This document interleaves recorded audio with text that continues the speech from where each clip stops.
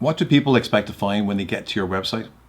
Well, the top 10 things are probably number one, what do you do? So what is that problem that you solve? So make it very, very clear when people land on your website.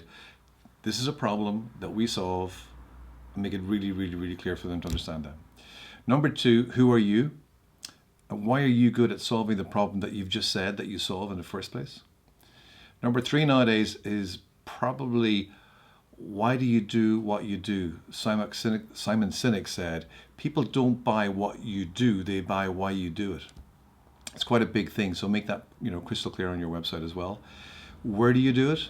This is a geographic thing. People need to know that if they're looking for a pizza in Philadelphia and you're in New York, well, you're not going to deliver. Well, the charges would be pretty expensive if you did. Number five is an FAQs page. A lot of people ignore the FAQs page. Sometimes people don't want to put the information on the website in the first place, but if you're being asked the same questions time and time and time again, why not put the answers to these questions on the website to allow people to educate themselves to a certain extent before they actually give you a call? So an FAQs page is something that you may not have, but it's something that people will actually look for. Why should people deal with you? Well, this could be because you offer warranties or guarantees.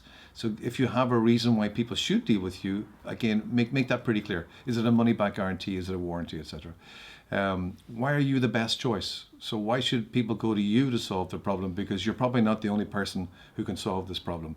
So if you've got testimonials, certificates, reviews, case studies, get those on your website to explain to people why you are the best choice for solving the problem for them. If you have domain authority, again, if you're good at what you do, then you should know quite a bit about the subject.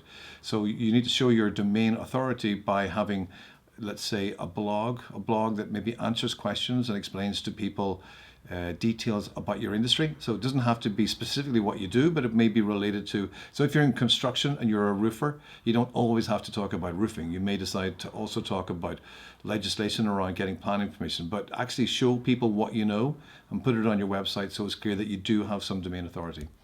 A newsletter, again, a newsletter, most people balk at the idea of a newsletter because they think I've got to send a newsletter every week.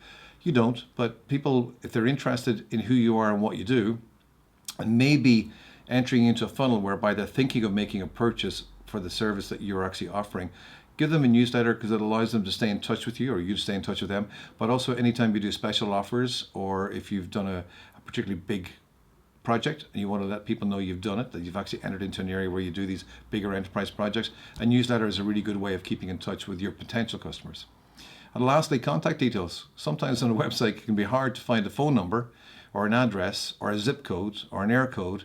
So it's very important that you have all of those things there. So in terms of contact, you should have your phone number, but also the ability for people to email you. And nowadays, a lot of people will have chatbots or instant chat. So I would probably recommend, if you can, if you've got someone at the end of the computer all day long, every day, have an instant chat option where people can ask you questions straight away. So they're the top 10 things. And I know you're going to think that a lot of these are very obvious, but have a look at your own website and make sure that all of these things are there.